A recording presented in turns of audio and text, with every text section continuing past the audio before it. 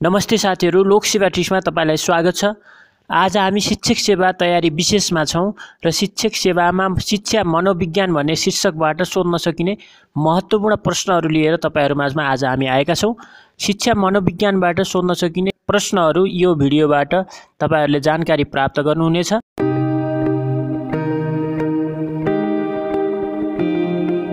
Please subscribe our channel. Subscribe गर्नुस् हाम्रो YouTube च्यानललाई र यो बेल आइकनलाई थिच्नुस्।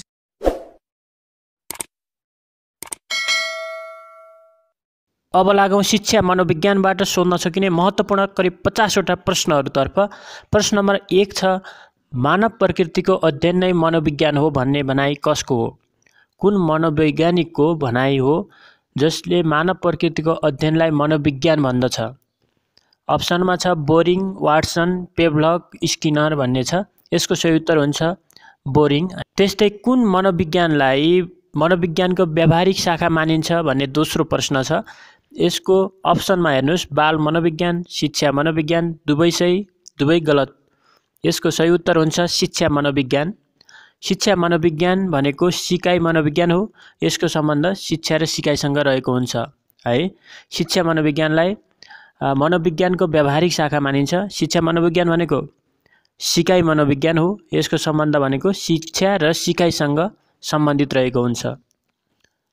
त्यस्तै तेस्रो प्रश्न छ, कुण्डो र टिटोका अनुसार शिक्षा मनोविज्ञानका क्षेत्रहरू कुन कुन हुन्? कुण्डो र टिटोका अनुसार शिक्षा मनोविज्ञानका क्षेत्रहरू कुन कुन हुन् त भन्दा अब हेरौँ, अप्सन हेरौँ। मानव वृद्धि र विकास, व्यक्तित्व र समायोजन, सिकाइ, माथिका सबै भनेको छ। यसको सही उत्तर हुन्छ माथिका सबै। कुण्डो र टिटोका अनुसार शिक्षा मनोविज्ञानका क्षेत्रहरूमा मानव वृद्धि र विकास, व्यक्तित्व र समायोजन, सिकाइ, प्रविधि र विधि र मापन र मूल्याङ्कन हुन् है। त्यस्तै 4 नम्बर प्रश्न छ, तलका मध्ये शिक्षा मनोविज्ञानका क्षेत्रहरू कुन कुन हुन्? शिक्षा मनोविज्ञानका क्षेत्रहरू कुन कुन हुन् त भन्दा अप्सनमा छ सिकाइ, शिक्षक, शिक्षण सिकाइ प्रक्रिया, शिक्षण प्रक्रिया र विधिको पहिचान भनेको छ। यी चारवटै अप्सन शिक्षा मनोविज्ञानका क्षेत्रहरू हुन्। यसको सही उत्तर हुन्छ माथिका सबै हैन। त्यस्तै 5औं प्रश्न छ, तलका मध्ये शिक्षा मनोविज्ञानका क्षेत्रहरू कुन कुन हुन्?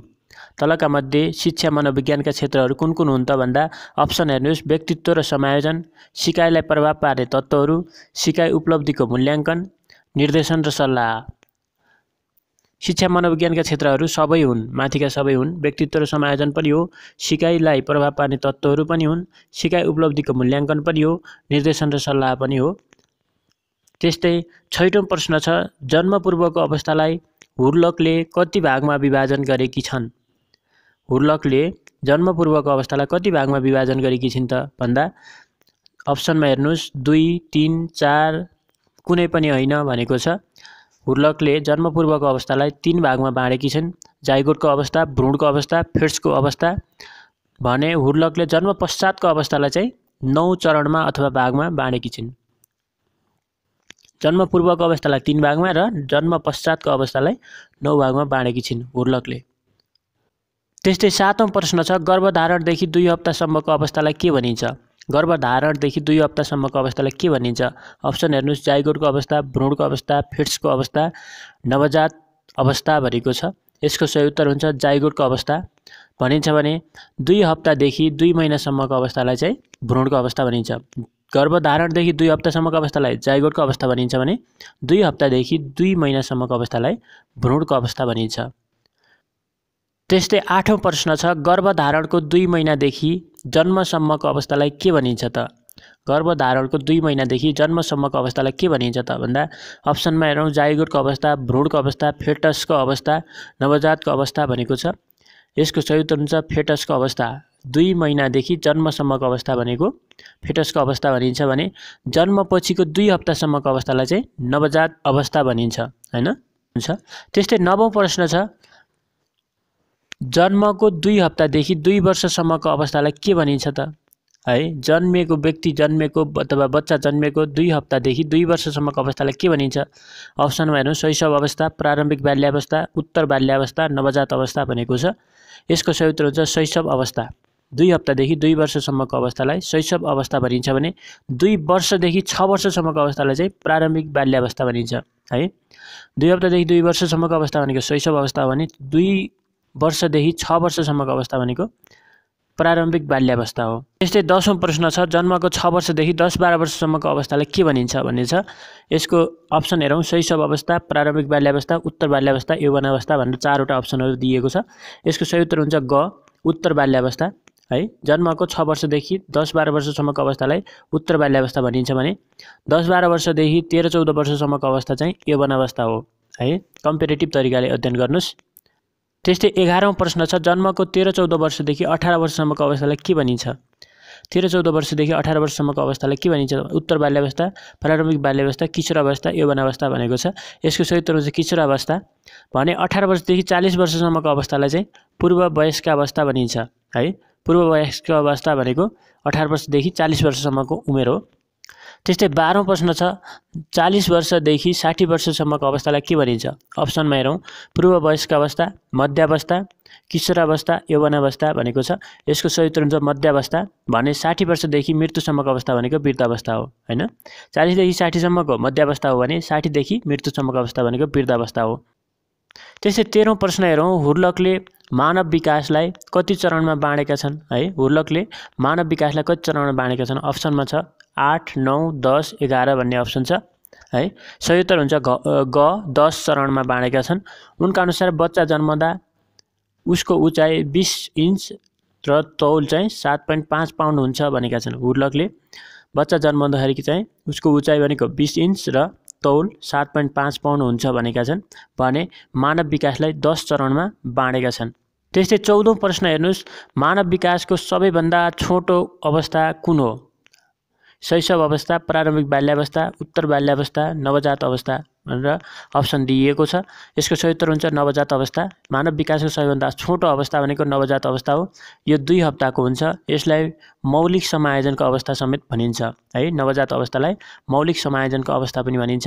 यो 2 हप्ताको मात्र हुन्छ, त्यही भएर सबैभन्दा छोटो अवस्था हो। अर्को प्रश्न हेरौँ, कुन अवस्थालाई विकासमा पठारको अवस्था भनिन्छ। यौवनावस्था, नवजात अवस्था, उत्तर बाल्यावस्था, प्रारम्भिक बाल्यावस्था भनेर अप्सन दिएको छ। नवजात अवस्थालाई विकासमा पठारको अवस्था भनिन्छ, नवजात अवस्था है।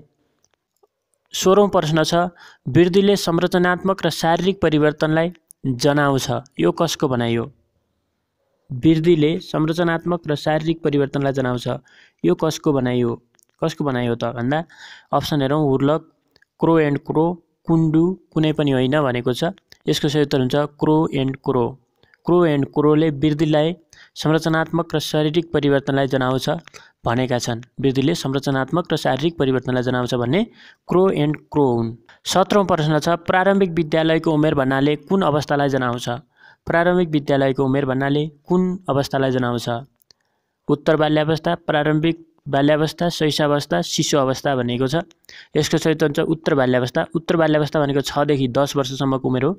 यसलाई प्रारम्भिक विद्यालयको उमेर भन्ने बुझिन्छ भने सबैभन्दा कम उपलब्धि प्राप्त गर्ने उमेर समूह भनेको यौवनावस्था हो। 18औं प्रश्नले के भन्छ भन्दा मनोविज्ञानको शाब्दिक अर्थ कुन हो। शाब्दिक अर्थ कुन हो त भन्दा आत्माको विज्ञान, चेतनाको विज्ञान, दुवै ठिक दुवै गलत भनेको छ।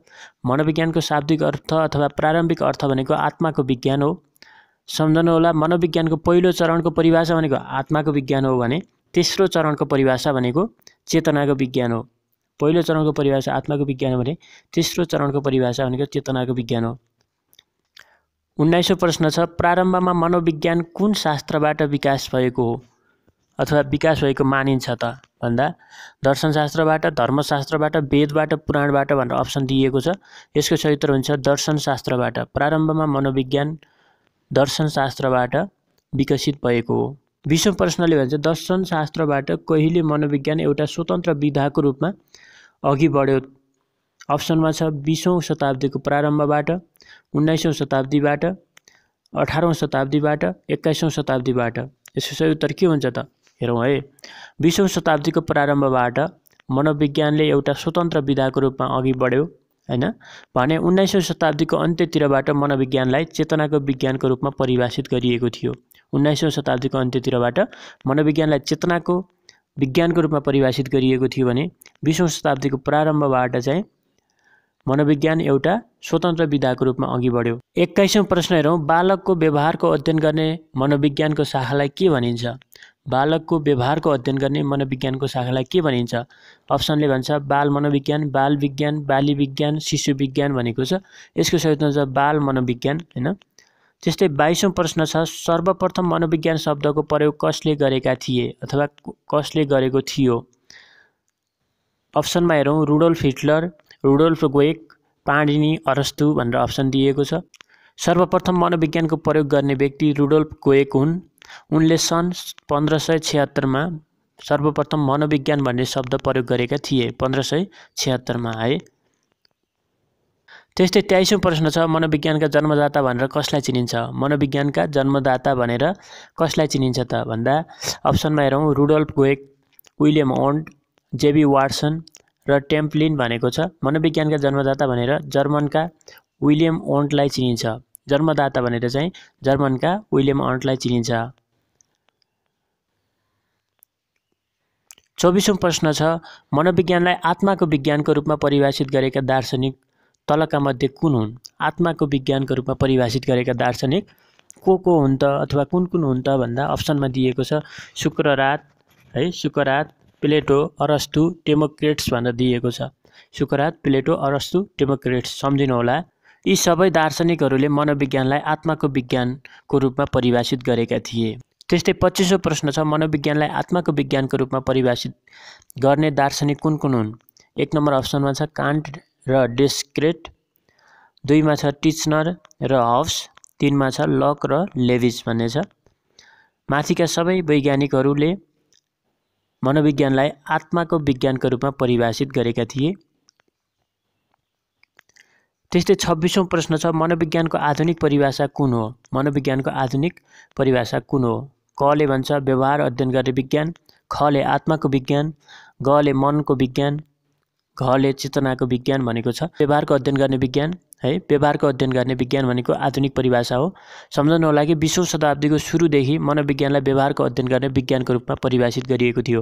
कहिलेदेखि त भन्दा 20औं शताब्दीको सुरुदेखि मनोविज्ञानलाई व्यवहारको अध्ययन गर्ने विज्ञानको रूपमा परिभाषित गरेको थियो। 27औं प्रश्न छ, सर्वप्रथम मनोविज्ञानलाई व्यवहारको विज्ञानको रूपमा विकसित गर्ने व्यक्ति चाहिँ को हुन् त है? 20औं शताब्दीको सुरुबाट विकसित भएको थियो त भन्छ हैन?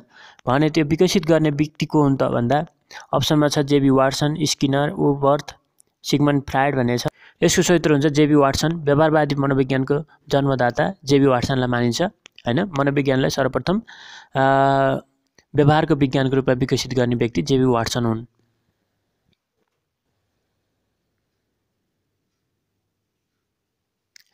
अब 28औं प्रश्न हेरौँ, मनोविज्ञानलाई व्यवहारको विज्ञानको रूपमा स्वीकार गर्ने मनोवैज्ञानिकहरू तलका मध्ये कुन हुन्? विकसित गर्ने जेबी वाटसन हुन् भने स्वीकार गर्ने मनोवैज्ञानिकहरू तलका मध्ये कुन हुन् त भन्दा 1 मा दिएको छ स्किनर, 2 मा प्याभलक, 3 मा थर्नडाइक, 4 मा वाटसन है, 5 मा डौलगल भनेर दिएको छ। यसको सही उत्तर हुन्छ माथिका सबै अथवा यी दिएका 5 वटा वैज्ञानिकहरू सबैले मनोविज्ञानलाई व्यवहारको विज्ञानको रूपमा स्वीकार गरेका छन्। 29औं प्रश्न छ, सर्वप्रथम मनोविज्ञानले आत्मा गुमायो, त्यसपछि मन गुमायो, त्यसपछि चेतना गुमायो, यसको सम्बन्ध हालसम्म व्यवहारसँग मात्र छ भन्ने भनाइ कसको हो है? एकदम ध्यान दिएर सुन्नुस् प्रश्न। सर्वप्रथम मनोविज्ञानले आत्मा गुमायो, त्यसपछि मन गुमायो, त्यसपछि चेतना गुमायो र यसको सम्बन्ध हालसम्म व्यवहारसँग रहेको छ भन्ने दार्शनिक को हुन् त भन्दा अप्सनमा वाटसन, वुडवर्थ, टेम्प्लिन, थोर्नडाइक भनेर दिएको छ। यसको सही उत्तर हुन्छ वुडवर्थ। त्यस्तै 30औं प्रश्न छ, मनोविज्ञानको परिवर्तित धारणाभित्र निम्नमध्ये कुन धारणाहरू पर्छन्? मनोविज्ञानको परिवर्तित धारणाभित्र निम्नमध्ये कुन धारणा पर्छन् त? अप्सन हेर्नुस्, मनोविज्ञान आत्माको विज्ञानको रूपमा, मनोविज्ञान मनको विज्ञानको रूपमा, मनोविज्ञान चेतनाको विज्ञानको रूपमा, मनोविज्ञान व्यवहारको विज्ञानको रूपमा। अब निम्नमध्ये कुन धारणाहरू मनोविज्ञानको परिवर्तित धारणामा पर्छन् त भन्दाखेरि यी माथिका सबै भनेर यसको सही उत्तर माथिका सबै भन्ने हुन्छ। मनोविज्ञान आत्माको विज्ञानको रूपमा पनि, मनोविज्ञान मनको विज्ञानको रूपमा पनि, मनोविज्ञान चेतनाको विज्ञानको रूपमा पनि, मनोविज्ञान व्यवहारको विज्ञानको रूपमा पनि विकसित हुँदै गएको छ। त्यस्तै 31औं प्रश्न छ, मानव वृद्धि र विकासका निर्धारक तत्त्वहरू अथवा निर्धारकहरू के हुन् है। मानव वृद्धि र विकासका निर्धारकहरू के हुन् त? अप्सन हेर्नुहोस्, कमा वातावरण र समाज भनेको छ, खमा वंशाणुक्रम र वातावरण भनेको छ, गमा परिवार र समाज भनेको छ, घमा खाद्यान्न र परिवार भनेको छ। यसको सही उत्तर हुन्छ वंशाणुक्रम र वातावरण। मानव वृद्धि र विकासको निर्धारकहरू वंशाणुक्रम र वातावरण मुख्य हुन् है। त्यस्तै 32औं प्रश्न छ, प्रत्येक व्यक्तिहरू एक अर्कामा भिन्न हुनुको कारण के हुन् त? एक अर्कामा प्रत्येक व्यक्तिहरू भिन्न हुनुको कारण के हो त? मुख्य कारण के हो त भन्दा अप्सन हेर्नु, वातावरण र समाजमा फरक हुनु, वंशाणुक्रम र वातावरणमा फरक हुनु, परिवार र समाजमा फरक हुनु, खाद्यान्न र परिवारमा फरक हुनु भनेको छ। यसको सही उत्तर हुन्छ वंशाणुक्रम र वातावरणमा फरक हुनु। प्रत्येक व्यक्ति एक अर्कामा भिन्न हुनुको मुख्य कारण भनेको वंशाणुक्रम र वातावरणमा फरक हुनु हो। त्यस्तै 33औं प्रश्न छ, पुरुषको यौन कोशिकामा कति जोडी एक्स क्रोमोसोम र कति वाई क्रोमोसोमहरू हुन्छन्? यसको सही उत्तर हेरौँ। अप्सनमा क 22 जोडी एक्स सेल र 1 जोडी वाई सेल, ख 22 जोडी वाई सेल र 1 जोडी एक्स सेल, गले दुवै ठिक, घले दुवै बेठिक भनेको छ। परीक्षामा यस्तै गरेर सोधिन्छ। यसको सही उत्तर हुन्छ क 22 जोडी एक्स सेल र 1 जोडी वाई सेल। पुरुषमा चाहिँ 22 जोडी एक्स सेल र 1 जोडी वाई सेल हुन्छन् भने महिला कोशिकामा चाहिँ 23 जोडी नै एक्स सेल हुन्छन् है, वाई सेल हुँदैनन्। त्यस्तै 34औं प्रश्न छ, मानव विकासमा हुने परिवर्तनहरू के हुन्? मानव विकासमा हुने परिवर्तनहरू के हुन् त भन्दा 1 मा आकारको परिवर्तन, 2 मा अनुपातमा परिवर्तन, 3 मा पुराना विशेषताहरू लोप हुनु, 4 मा नयाँ गुणहरू प्राप्त हुनु भनेको छ हैन। यी सबै परिवर्तनहरू मानव विकास हुने परिवर्तनहरू हुन् है। मानव विकासमा हुने परिवर्तनहरू भनेका आकारमा परिवर्तन, अनुपातमा परिवर्तन, पुराना विशेषताहरू लोप हुनु, नयाँ गुणहरू प्राप्त हुनु सबै हुन् है। यसमा अप्सन दिएको रहन्छ माथिका सबै भनेर, तर माथिका सबै हुन् है। त्यस्तै 35औं प्रश्न छ, व्यक्तिमा हुने जैविक वृद्धिलाई के भनिन्छ?